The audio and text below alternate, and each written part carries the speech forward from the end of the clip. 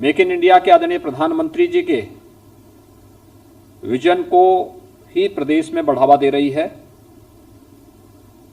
निवेश प्रोत्साहन में गतिशीलता लाने के लिए प्रदेश का निवेश मित्र portal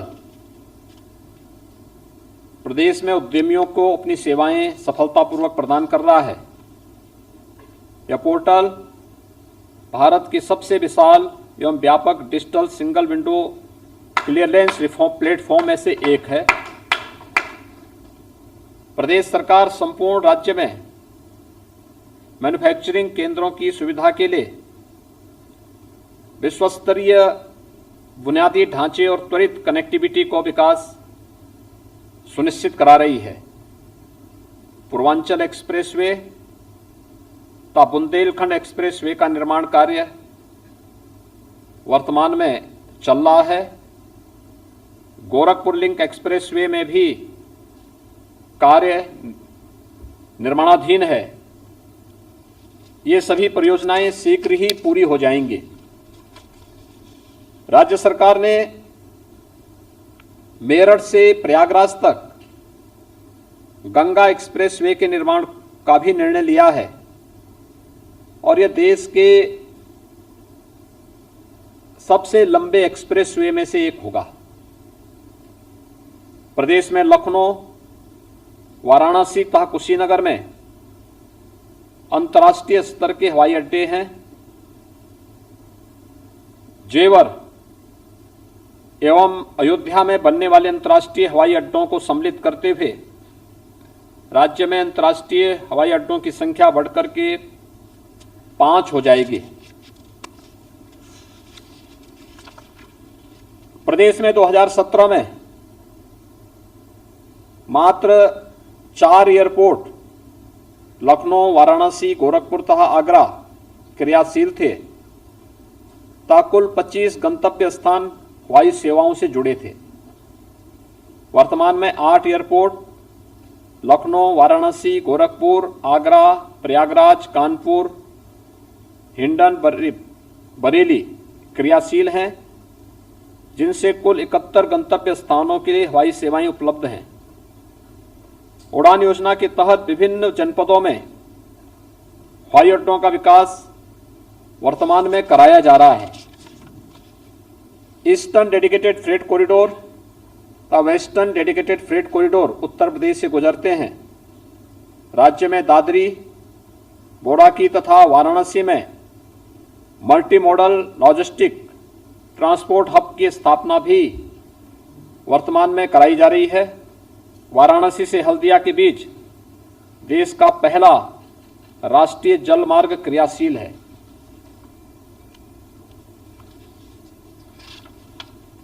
regional rapid transit system के तहत प्रदेश में दिल्ली, गाजियाबाद, मेरठ कॉरिडोर का निर्माण प्रगति पर है। कानपुर तथा आगरा जनपदों में मेट्रो रेल परियोजना का कार्य भी तेजी से चल रहा है। उद्योगों को गुणवत्तापूर्ण निर्बाध विद्युत आपूर्ति सुनिश्चित करने के लिए राज्य सरकार ने प्रभावी कदम उठाए हैं। नीतिगत निर्णयों से लैंड बैंक में वृद्धि के लिए अनेक सुधार लागू किए गए हैं। औद्योगिक भूमि के लिए FAR को बढ़ाकर के 3.5 कर दिया गया है। सभी औद्योगिक विकास प्राधिकरणों को मेगा एवं उससे उच्च श्रेणी के उद्योगों को आवेदन की तिथि से 15 दिन के भीतर भूमि प्रदान करने के लिए निर्देशित किया गया है। इस वरीयता आवंटन प्रणाली के माध्यम से अब तक कई कंपनियां लाभान्वित हुई हैं, जिनमें हीरानंदानी ग्रुप, माइक्रोसॉफ्ट एवं अडानी ग्रुप भी सम्मिलित हैं। कोविड कालखंड में राज्य सरकार ने अनेक नई नीतियां घोषित की हैं।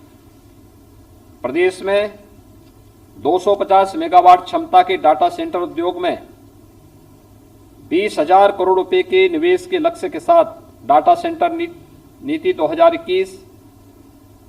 इसी प्रकार से गैर IT आधारित स्टार्टअप्स को बढ़ावा देने के लिए राज्य सरकार ने नई स्टार्टअप नीति 2020 भी घोषित की है।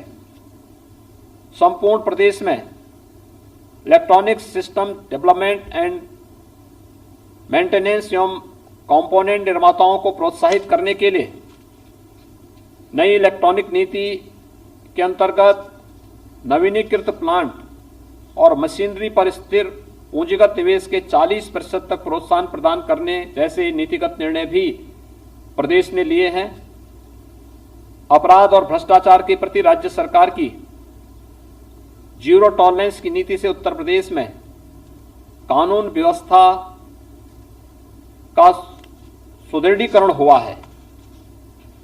फरवरी 2018 में माननीय प्रधानमंत्री जी द्वारा लखनऊ में उत्तर प्रदेश इन्वेस्टर समिट का शुभारंभ किया गया था।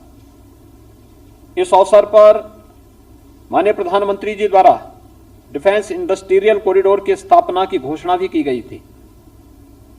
इन्वेस्टर समिट से प्राप्त 4.68 लाख करोड़ रुपए के निवेश प्रस्तावों में से 3 लाख करोड़ रुपए के एमओयू क्रियान्वयन के विभिन्न चरणों में वर्तमान में हैं।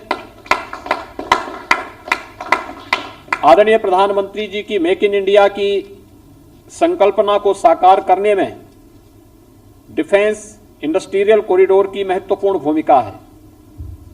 यह कॉरिडोर रक्षा उत्पादन के क्षेत्र में देश को आत्मनिर्भर बनाने में सहायक सिद्ध होगा। Uttar Pradesh defence industrial corridor एक ग्रीनफील्ड परियोजना है। यह परियोजना मात्र डिफेंस तथा एरोस्पेस उद्योग के लिए ही नहीं अपितु क्षेत्र में स्थापित उन एमएसएमई इकाइयों तथा स्टार्टअप्स के लिए भी लाभकारी होगी जो रक्षा क्षेत्र से संबंध नहीं रखते।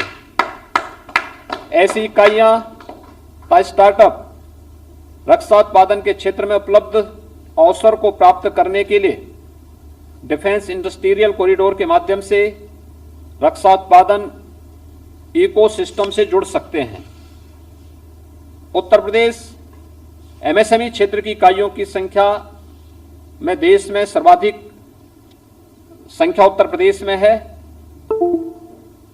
एमएसएमई सेक्टर में प्रत्यक्ष व अप्रत्यक्ष रूप से प्रदेश में लगभग 3 करोड़ लोग इस क्षेत्र में कार्यरत हैं। राज्य सरकार द्वारा एमएसएमई सेक्टर को पुनर्जीवित करने के लिए वन डिस्ट्रिक्ट वन प्रोडक्ट की योजना तो विश्वकर्मा श्रम सम्मान योजना लागू की गई है। इन योजनाओं के उत्साहजनक परिणाम प्राप्त हो रहे हैं।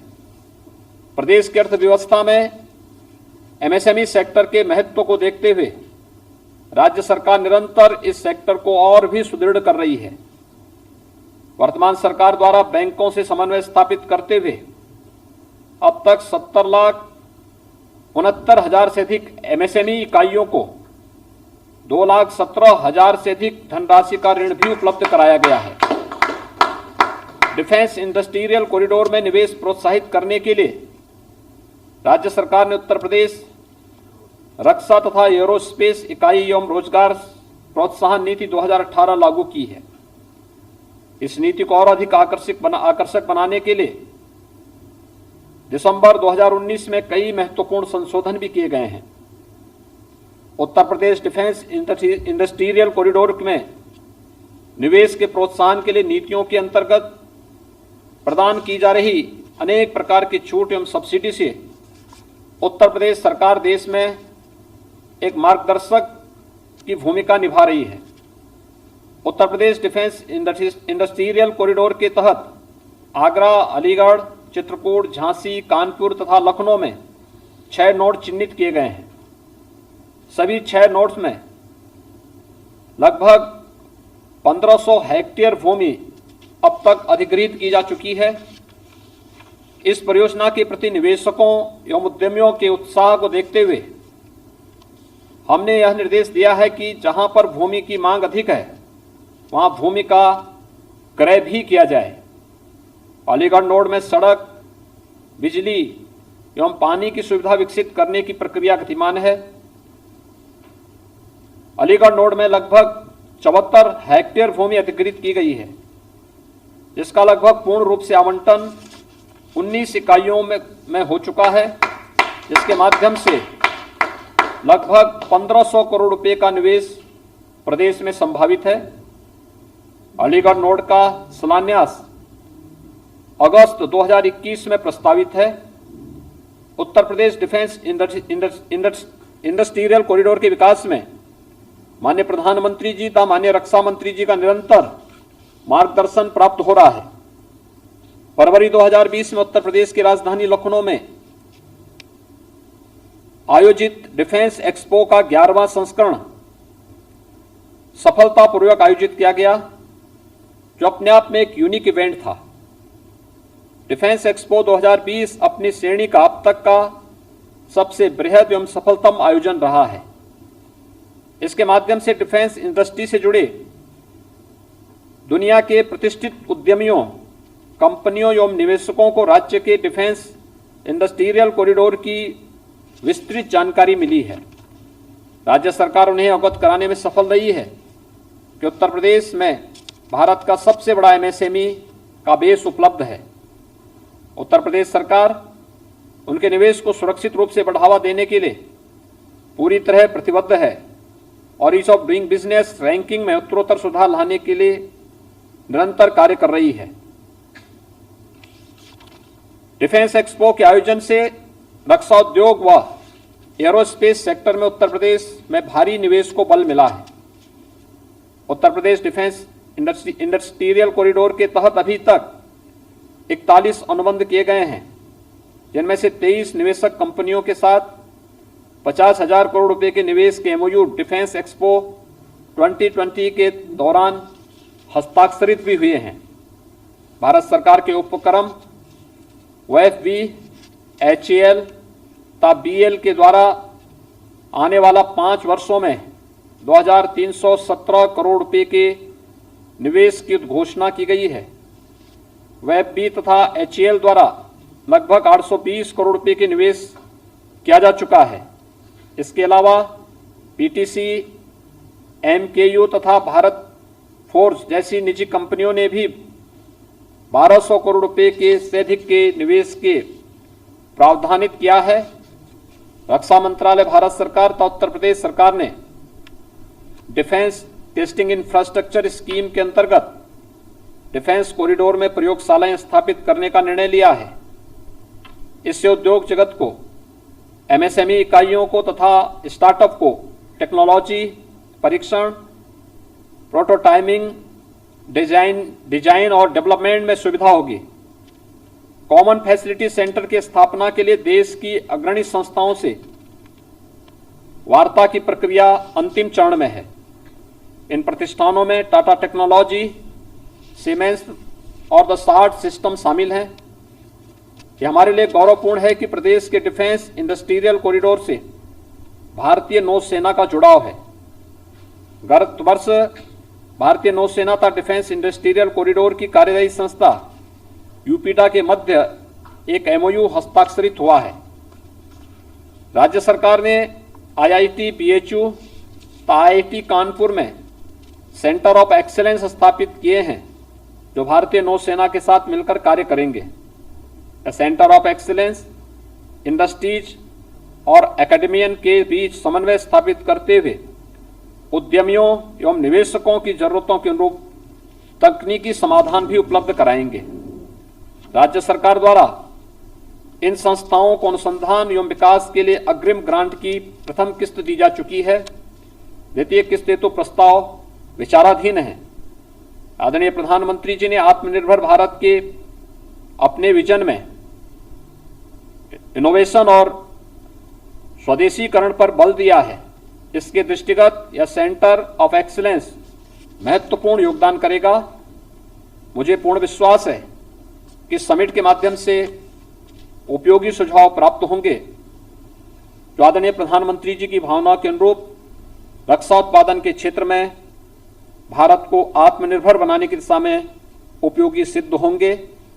मैं आज के इस पूरे कार्यक्रम के प्रति जो 3 दिवसीय जो वेबिनार का आयोजन किया गया है, मैं इसके लिए CII तथा सभी जो संबंधित संस्था हैं उन सबको हृदय से धन्यवाद देते हुए इस पूरे आयोजन के प्रति अपनी शुभकामनाएं देता हूं।